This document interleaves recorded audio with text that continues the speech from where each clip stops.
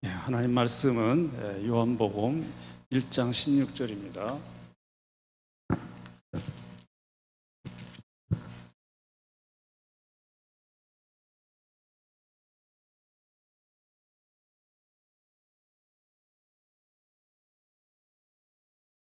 한 절이니까 1장 16절 우리 한번 같이 읽도록 하겠습니다. 그래서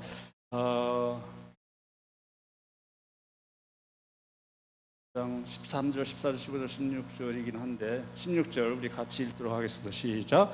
우리가 다 그의 충만한 데서 받으니 은혜 위에 은혜라. 아멘.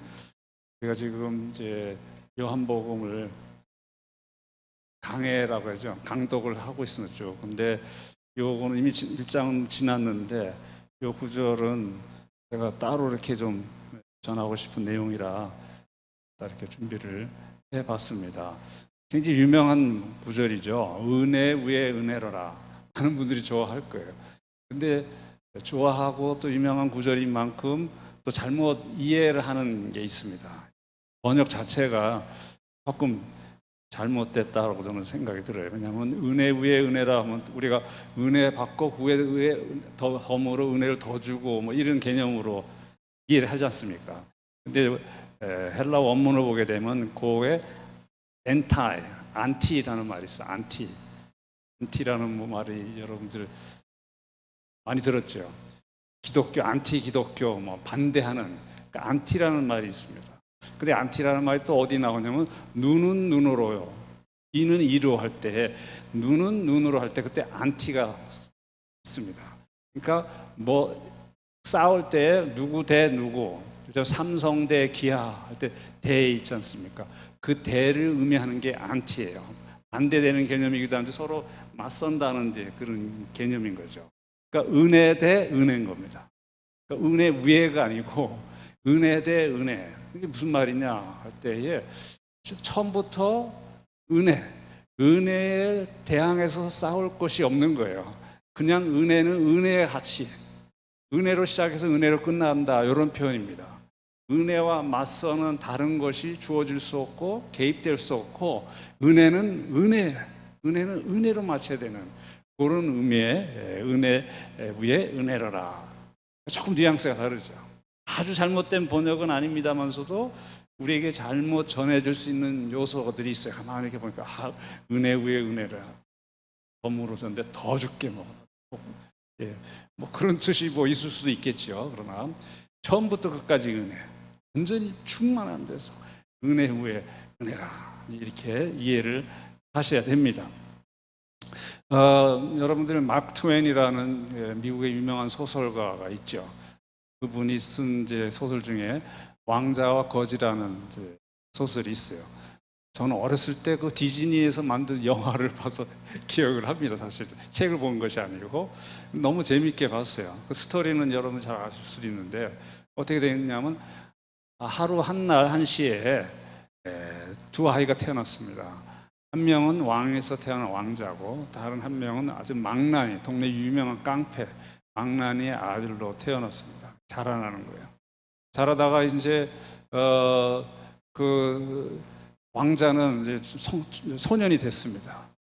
너무 지루한 거예요. 그 궁궐 안에서 한다는 것이 바깥의 세상은 좀 어떨까 늘 궁금해합니다. 소리도 들리고 근데 못 나가게 하죠.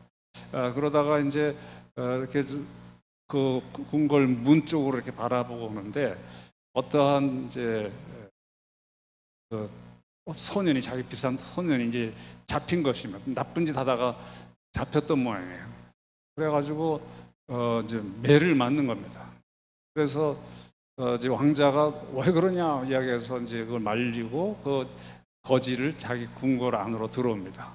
들어와서 가만히 보니까 자기랑 비슷하게 생긴 거예요. 그래서 머리를 씁니다. 이 친구 옷을 내가 갈아입고 바깥으로 나가면 아무도 모를 텐데 그래가지고 옷을 갈아입자 해가지고 거지죠, 거지. 망나니 아들은 왕자의 옷을 입고 왕자는 이제 그렇게 바꿔 입었습니다. 그래서 왕자가 옷을 입고 나간 겁니다.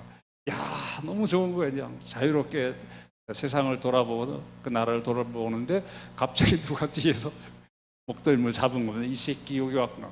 딱 무엄하다 하든 이놈 자식 미쳤나. 아버지도 몰라봐. 아버지한테 잡힌 거예요. 너희는 왜 말을 안 듣고 가지고 나는 왕자다니까. 이놈이 또 미쳤구나 해가지고 막 팹니다. 그래서 안 되겠다 해가지고 그냥 가까스로 도망칩니다. 도망쳐서 안 되겠다 궁궐로 들어갑니다. 궁궐에서 문지기한테 딱 들어가니까 어딜 들어가냐고. 나 왕자다. 무슨 소리, 왕지 거지 같은 거 또 때리는 거예요. 나 왕자라니까. 근데 지나가던 어떤 청년이 이상하게 본 겁니다.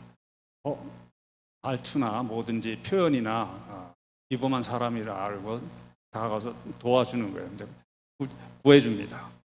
제가 이제 기억이 아주 오래된 영화라 지금 주먹구구식으로 이야기하는데, 그래서 같이 이제 지내다가 이야기를 들어보니까 정말 왕자인 거예요. 야, 왕자님이 이렇게 됐구나 해가지고 도와줍니다. 그래서 어떻게 하면 내가 다시 들어갈 수 있겠는가. 그래서 여러 방법을 구하는 중에 그 사이에 왕이 돌아가십니다. 왕이 돌아가셔가지고 그 왕자가 대신 이제 왕으로 이제 승계하게 되는데, 대관식 날짜도 이제 잡힌 거죠. 근데 이제 왕자는 큰일 났다고 말했죠. 자칫 거지가 왕이 되면 안 된다 그래요. 이 거지도 죽겠는 거예요. 그래서 어떻게 하면 자기 자리에 돌아가고 왕자가 다시 올 수 있는가 고민하는데 방법이 없지 않습니까? 그러다가 그 도와준 청년하고 의논하기를, 일단은 궁궐로 들어가야 된다. 어떻게 들어가냐? 어떤 범죄 행위를 해서 궁궐 안에 감옥으로 들어가서 그 감옥에서 탈출하자. 이렇게 작전을 짭니다. 그래서 일부러 무슨 나쁜 짓을 훔쳐가죠. 그래서 궁궐 안에 있는 감옥으로 들어갑니다. 여기서 탈출을 해요. 탈출해가지고 이제 왕자 기관은 그쪽으로 들어갑니다. 근데 왕자는 너무 반가운 거죠. 아이고 왕자님, 거지는 너무 반가운 거죠. 왕자님 이제 오셨습니다. 다행입니다. 그런데 이제 딱 만나니까 또 이제 호위병들이 이제 잡은 어디 거지가 왕자님 침실에 침입하느냐 했더니 아니라고. 왕자님이라. 아이고 우리 왕자님 정신 나갔구나. 거지 보고 왕자님이라고. 이런 해프닝이 계속 이어지다가 어떤 사람이 이야기를 합니다. 가만히 있어봐라. 그 왕자님도 자기가 왕자라고 하고, 자기네들이 왕자로 알았던 왕자님은 자기가 왕자가 아니라고 하고, 저 거지는 자기가 왕자라고 하고, 이거 뭔가 이상하다 해가지고 그 신하 중에 한 사람이, 분명히 왕자님은 옥새가 어디 있는지 안다. 옥새가 어디 있냐 이야기를 합니다. 어디 있다. 찾아오는 거예요. 진짜 왕자구나. 기적처럼 대관식 전날에 이제 제자리를 찾았다는 이제 그런 재미난, 어렸을 때 봤을 때 너무 재밌던 영화였습니다. 제가 왜 이야기를 이제 드리냐면, 왕자님이 아무리 험루한 남루한 옷을 입었다 해도 그분은 왕자입니다. 그 왕자님이 자기 깡패 같은 아버지하고 식사를 같이 하고 또 거지들하고 같이 지내고 좋지 않은 음식을 먹었다 할지라도 그 상은 수라상이에요. 왕이 먹는 그 상이란 말이죠. 어떤 모양이 있든 그 모양 때문에, 환경 때문에 신분이 변하지 않습니다. 왕이신 우리 주님이 인간의 몸을 입고 오셨어요. 인간의 몸을 입으셨다고 해서 그분이 인간이 되신 것은 우리 죄를 사하기 위해서 되신 것이지만은, 그분이 인간적인 수준에서 생각할 것이 아니라 그 말입니다. 그 메시지를 제가 여러분들에게 전해드리려고 했던 제 설명을 길게 왕자와 거지라는 이야기를 이제 드렸는데, 우리가 은혜라고 할 때는 이제 특별히 에베소서 1장의 12절을 보게 되면 우리가 은혜로 믿음으로 말미암아 구원을 얻었나니 이것은 하나님의 선물이라고 이야기를 했죠. 그러니까 믿음을 의미하기도 하고 또 은혜를 의미하기도 합니다. 그것은 선물이에요. 일종의 이제 그렇게 생각하시면 될 것 같아요. 우리가 구원받은 게 은혜냐 믿음이냐, 두 개가 다 똑같습니다. 특성이 있는데, 은혜는 하늘에서부터 이렇게 주어지는 특성이 있고, 믿음은 내가 가져서 하나님께 바치는 그런 특성이 있어요. 같은, 무슨 만나는, 그렇게 생각하시면 됩니다. 은혜와 믿음으로 우리가 구원을 얻는 것입니다. 그러나 여러분들이 조심하고 주의해야 될 것은 은혜, 믿음, 이것이 내 거냐 말이죠. 아니에요. 내 거가 아니고 선물입니다. 하나님의 선물. 너무나 귀한 선물이에요. 은혜도 선물이요, 믿음도 선물이요. 근데 이것이 마치 이제 내 것인 양 내가 인위적으로 임의적으로 이것을 어떻게 할 것으로 생각을 하고 우리가 이것을 비교를 하고 저 사람 말씀 은혜가 좋다서 은혜라는 표현이 이제 우리가 흔히 쓰는 이제 말로처럼, 물론 우리가 은혜를 입었다, 사람의 은혜를 입었다, 이 은혜를 쓰죠. 근데 성경에서 은혜를 할 때에는 하나님이 주시는 은혜, 선물, 내게 주신 거지만은 내게 주시기 이전에 앞서서 하나님에 속한 그런 것이라고 생각을 해야 됩니다. 우리 한번 사도행전 한번 이제 찾아볼까요?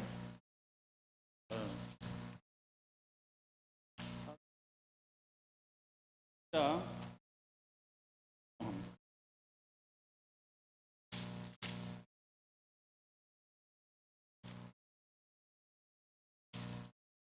1장 23절.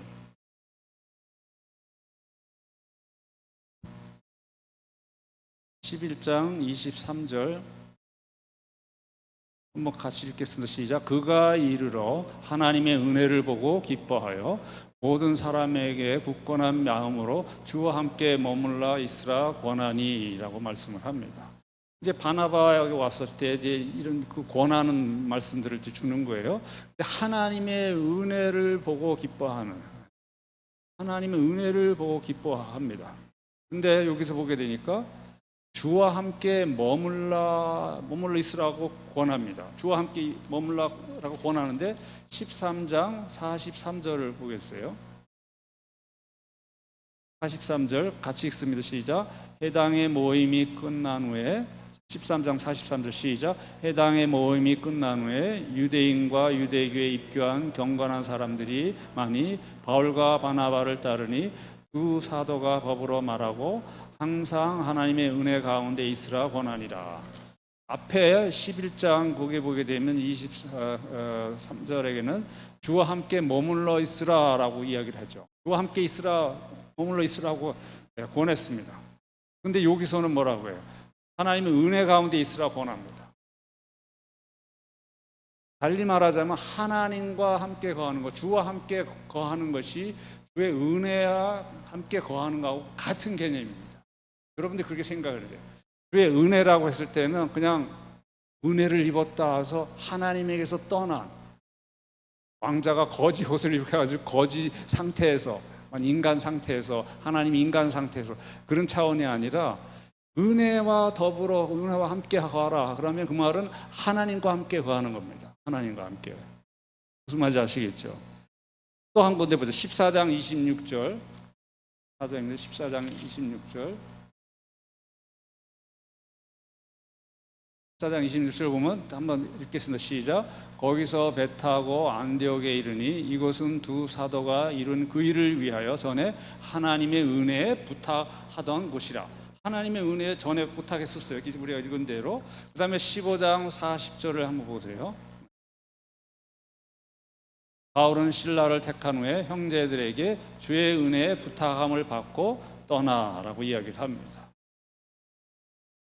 여기 부탁한다는 말이 파라디돔이라는 헬라어로 써지는데, 파라디돔이라는 것은 디돔이라는 건 디도마이 할 때 준다라는 뜻이기도 합니다. 선물이 여기서 나오는데 파라디돔이라는 것은 항복하다라는 뜻입니다. 그러니까 완전히 주의 은혜에 부탁하는 것은 전적으로 하나님께 맡기는 것이에요. 그러니까 나는 없어지는 거예요. 나는 없어지고 인간적인 건 다 사라지고 하나님이 전적으로 다스리기 원하는 그것이 하나님의 은혜입니다.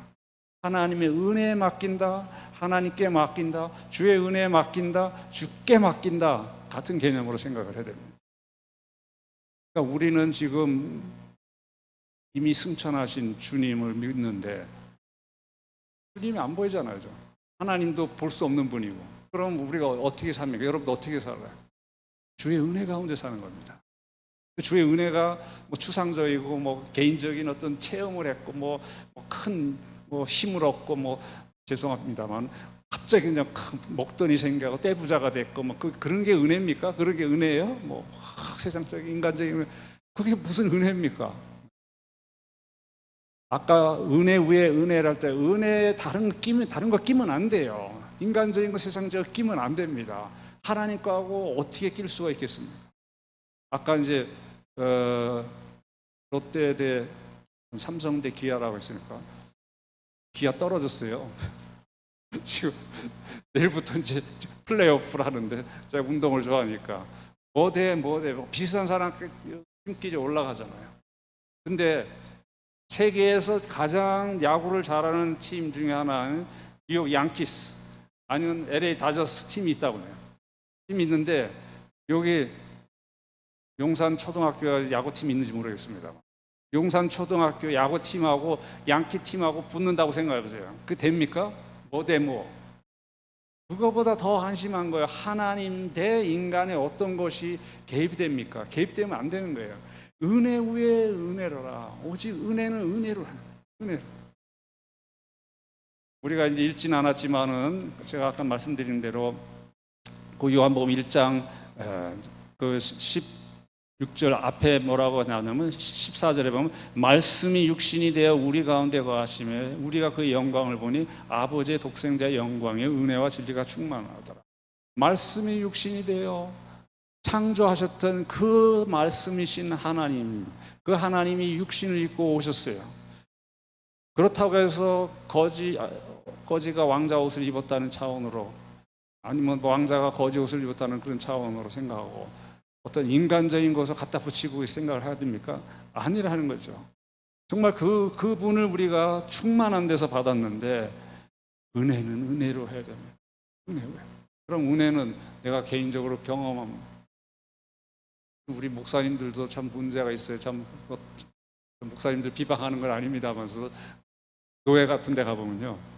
노예 같은 데 가보면 뭐 우리 양자모님 늘 노예 오셨으니까 다 보셨을 거예요. 회의를 합니다. 다 이렇게 해야 되고 서로도 이제 의견이 일치가 안 돼요. 뭐 여기는 법이요. 뭐 내가 결론 질 때 어떻게 나면 아유 우리 은혜로 합시다. 은혜로 합시다. 그럽시다. 은혜로 합시다. 좋은 말 같은데 저는 기분이 상당히 나쁘고 도대체 왜 하나님의 은혜라는 말이 그런 의미인데 왜 인간 목사님의 회의이긴 하고 장로님들의 회의이긴 합니다만서도 그럼 인간적인 회의잖아요. 그럼 우리가 지혜가 있고 우리가 알아서 참 합당하게 법대로 규정대로 다 통과시키면 되는데 그걸 잠재는 방법으로 은혜로 합시다. 은혜로 이런 표현을 합니다. 뭐 재미있지 않습니까? 저는 참 너무 재미있는데 그런 차원의 은혜가 아닌 것입니다. 우리가 구약의 한 군데를 좀 보겠는데요. 사무엘하 한번 보도록 하겠습니다. 사무엘하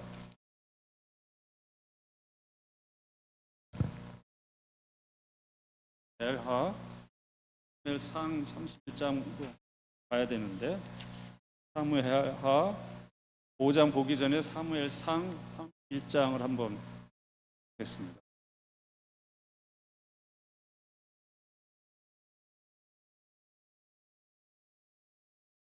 사무엘상 31장에 보게 되니까 블레셋 사람들이 이스라엘을 칩니다. 그래서 사울의 아들 요나단 아비나답이 잡혀가지고 죽어요. 그 다음에 사울이 도망가다가 중상을 입습니다. 그 다음에 무기 든 자에게 자기를 찔러라 할 때 못 찔리죠. 그다음 오히려 사울이 그 칼에 엎드려서 죽습니다. 얼마나 비참해요. 다 죽었어요. 근데 그것만 비참한 게 아니라 이스라엘 백성들이 다 도망가고 블레셋 사람들이 다 쫓아옵니다. 그래가지고 블레셋 사람들이 사울과 그 세 아들이 죽은 것을 보고 9절에 31장 9절에 보면 사울의 머리를 베고 그 갑옷을 벗기고 자기들의 신당과 백성에 알리기 위해 그것을 블레셋 사람들이 사방에 보냅니다. 그러니까 다 찢어고 시체도 여러 갈래째 가서 다 여기저기서 보냅니다.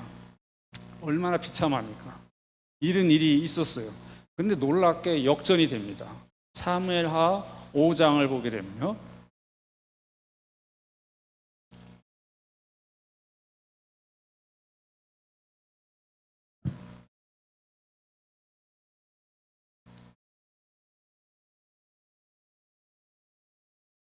5장 이제 17절에 다윗이 이제 왕이 되는데요. 쭉 보게 되면 5장 17절 한번 읽어보겠습니다. 이스라엘이 다윗에게 기름을 부어 이스라엘 왕을 삼았다 함을 블레셋 사람들이 듣고 블레셋 사람들이 다윗을 찾으러 다 올라오매 다윗이 듣고 요새로 나가니라. 이게 무슨 말이냐면 다윗이 왕이 됐어요. 근데 다윗의 그 소문을 블레셋 사람들이 들었거든요. 저 친구는 사울 왕과 달라. 이러면서 이제 블레셋 사람이 다윗을 찾으러 올라갑니다. 다윗을 찾으러 올라간 것은 이 정비하기 전에 다윗이 군사를 정비하고 할 때 이제 왕이 됐으니까 이때 쳐야 된다. 이때 잡아야 된다. 좋은 기회다라고 올라간 겁니다. 그때 다윗이 듣고 요새로 나갑니다. 이제 싸우려고 나가. 블레셋 사람들은 르바임 골짜기 가득한 거예요. 그때 다윗이 한 거 보세요. 19절에 여호와께 여쭙니다. 내가 블레셋 사람에게 올라가리까 여호와께서 그들을 내 손에 넘기시겠나이까 하니까 여호와께서 뭐라고요? 다윗에게 말씀하시길 올라가라. 내가 반드시 블레셋 사람 내 손에 넘기리라 합니다. 그래서 다 물을 흩은 같이 20절에 여호와께 물을 흩은 다 흩어버린, 다 전멸시킨. 거의 이제 죽게 된 거예요. 블레셋 사람들이. 그럴 때 21절에 보게 되니까 블레셋 사람들이 그들의 우상을 버렸으므로 다윗과 그의 부하들이 치우니라. 역전입니다. 아까 사무엘상 31장에 사울 왕이 죽고 다 요나단 다 죽으니까 다 자기 신당에 다 보낸 거예요. 신당이 뭐예요? 자기 그 신을 섬기는 당으로. 거기에서 그거 되면 오히려 신을 이제 섬겼던 그 자리인데 여기서 보니까 우상을 버리고 블레셋 사람들이 도망가고 다윗과 그 부하들이 그 우상을 다 치워 버렸던 것입니다. 완전히 역전이 된 거죠. 그러니까 블레셋 사람들이 우리 신이 이걸 우리를 이기게 하셨다 좋아가지고 신당해 버리고 봐라 우리 신이 우리 함께 했다라고 얘기하는데 여기서는 완전히 그 우상을 버리고 도망가요. 여러분, 다윗은 하나님께 내가 블레셋 사람 치리까 물으니까 쳐라. 하나님이 물을 흠튼 같이 다 흩어버려요. 살아계신 하나님의 모습을 보세요. 근데 블레셋 사람들은 자기가 한 겁니다. 자기가 사울 왕을 죽고 요나단을 죽이고 자기가 승리했어요. 승리하고 우상에다 갇혀 바쳤습니다. 우상이 한 건 뭐예요? 우상이 한 건 뭐예요? 우상이 한 건 하나 없죠. 우상이 뭘 합니까? 아무것도 아니죠. 그냥 잘 모셔 있는 거죠. 근데 하나님은 다르잖아요. 하나님은 직접 개입하시고 적극 전쟁에 참여하시고 전쟁은 하나님께 속한 것입니다. 그게 은혜입니다. 하나님께서 역사는 살아있는 역사하고 여기서는 블레셋 사람들이 자기가 한 거예요. 자기가. 그러니까 우리가 자기가 하고 자기가 높이 뭘 하고 돈을 많이 벌고 큰 일을 하고 그게 자기가 해놓고 은혜라고 하는 건 말도 안 되는 거죠. 그냥 그거는 뭐냐 자기가 한 일이에요. 자기 한 일은 자기 한 일로 치우는 거지 하나님이 하신 일이 따로 있는 것입니다. 그 다음에 블레셋 사람들이 또 올라왔어요. 사무엘하 5장 22절에 이제 다시 이제 한번 재기하려고 전쟁을 다시 일으키는데 르바임 골짜기 또 가득했어요. 다시 또 하나님께 묻습니다. 그러니까 하나님께서 말씀하시길 올라가지 말라. 이번에 올라가지 말라. 올라가지 말고 그들 뒤로 돌아서 뽕나무 숲을 맞은편에 그들을 기습하되 숲에 숨어 있으라 말이죠. 숲에 숨었는데 24절에 보게 되니까 뽕나무 꼭대기에서 걸음 걷는 소리가 들리거든 곧 공격하라. 그때 여호와가 너보다 앞서 나아가서 블레셋 군대를 치리라 하시니라. 얼마나 재밌습니까? 뽕나무 뒤에 서는데 그 꼭대기에서 걸음 걷는 소리가 들릴 거라는 거죠. 자기들은 가만히 있는데 무슨 소리가 들리는 거예요. 무슨 소리냐? 여호와의 걷는 소리입니다. 여호와가 너보다 앞서 나가서 블레셋 군대를 치냐. 그때 같이 쳐라. 얼마나 감사합니다. 그러니까 은혜라는 것은 내가 하는 것 같은데 사실은 하나님이 함께 하시는 거예요. 하나님이 하시는 겁니다. 그게 은혜. 하나님과 상관없이 내가 해서 뭐 어떻게 그것이 신앙적이든 세상적이든 경제적인 일든 어떤 것들이 아무리 크고 하다 할지라도 그것은 은혜 대 은혜 갖다 댈 수 없어요. 뉴욕 양키 대 초등학생 야구팀을 갖다 댈 수 없듯이 인간의 어떤 일도 이 땅에 있는 모든 돈을 긁어 모은다 해서 하나님이 갖다 댈 수가 없습니다. 갖다 댈 수 있는 건 오직 은혜. 은혜? 은혜 인간의 일이 아니라 하나님의 일. 하나님이 함께 하시는 일. 그것입니다. 우리가 비록 작은 걸 하고 보잘것 없어 보고 또 몸도 연약할지라도 하나님이 함께 하시면 하나님이 은혜가 함께 한 겁니다. 그 힘은, 그 능력은, 그 위대함은 이 세상과 견줄 수가 없습니다. 비교가 될 리가 없고 잘 안 되고 저도 말하면서 잘 안 될 것 같은데도 저는 분명히 맞다고 생각하는 거냐면, 예를 들어서 어느 권사님이, 우리 교회에 있는 권사님이, 가난한 권사님이 있어요. 가난한 권사님이 기도를 합니다. 가난한 권사님이 그냥 10,000원을 모아서 하나님께 헌금합니다. 근데 그 기도에 하나님이 함께 하셨고 그 헌금에 하나님이 함께 하셨으면 그 권사님의 기도는, 그 권사님의 10,000원은 이 세상의 어떤 것보다 더 큰 돈입니다. 위대한 돈입니다. 이건이 참 돌아가셨나? 네. 이재용의 모든 재산보다 더 큰 재산입니다. 왜? 하나님이 함께 하시니까. 그게 은혜의 개념인 것입니다. 그래서 은혜 위에 은혜로라. 은혜 위에. 표현이 좀 멋있긴 한데 그 뉘앙스가 조금 달라서 그래요. 그래서 저는 은혜로 시작해서 은혜라고 해요. 은혜는 은혜로. 은혜는 은혜로. 이게 더 좋은 것 같아요. 은혜 위에 더해지는 것이 아니라 마치 우리가 뭘 어떻게 더하는 것처럼 느껴져서 그런데 은혜로 시작해서 은혜로 끊는 우리의 삶입니다. 그래서 사도행전에 우리가 보듯이 사도들이, 우리의 백성들이 부탁을 하잖아요. 여러분들이 이렇게 부탁을 할 때 어떤 권사님, 장로님, 집사님들 했을 때에 부탁을 하세요.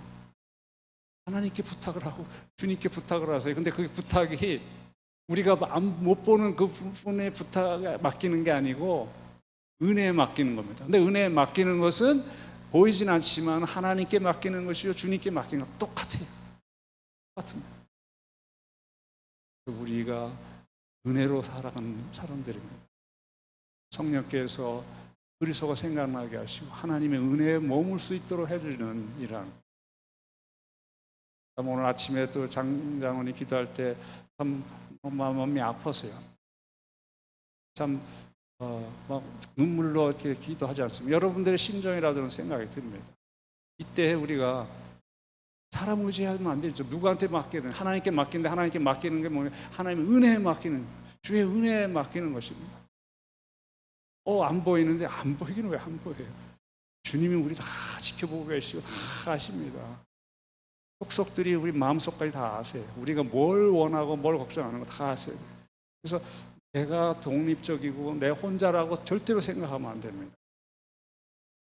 하나님 은혜가 지금 주장하시고 우리 안에 가득 있는 것이 서로들 맡기고 나를 자신을 맡기고 하나님이 여기 계시니까, 성령이 여기 계시니까 든든하지 않습니까?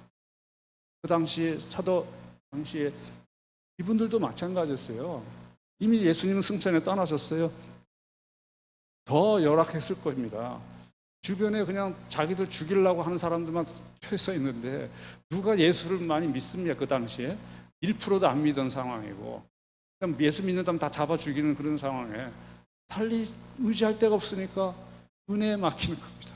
기도할 때 하나님께 부탁하고 그걸 하나님께 부탁하는 거 똑같이 그 은혜에 부탁하고. 우리는 얼마나 좋습니까? 많은 믿는 분들이 있고 서로 의지하라는 인간적인 의지가 아니라 우리 하나님이 함께 하시다. 은혜가 우리 가운데 가득한 그 은혜에 맡기자. 참 오늘 특별히 이 장로님이 앞에 인도하실 때 이렇게 마음이 와닿더라고요. 굉장히 간절하구나. 우리 성도님들이 분명히 하나님께서 함께 하시고 은혜로 또 함께 하시라 했습니다. 기도하시겠습니다. 은혜는 은혜로, 은혜에서 시작했다 은혜로 마치고 은혜와 다른 것이 견줄 수가 없고 갖다 댈 수도 없고 오직 은혜일 뿐입니다. 우리는 다른 거 원치 않습니다. 오직 은혜, 오직 하나님의 은혜, 그리스도의 은혜, 은혜만을 바라봅니다. 성령께서 우리와 함께 하셔서 우리에게 은혜에 충만한 데 이르는 그러한 환경 가운데, 영적인 그러한 환경 가운데 우리를 두셨사오니 우리가 사람을 의지하지 않게 하고 나 자신을 의지하지 않고 세상 어떤 것을 의지하지 않고 세상 물질이나 어떤 힘을 의지하지 않게 하시고 오직 하나님의 은혜를 우리 자신을 맡기며 우리 교회를 맡기며 서로를 맡기는 우리 모두가 되게 하여 주시옵소서. 감사하며 예수 그리스도의 이름으로 기도합나이다. 아멘.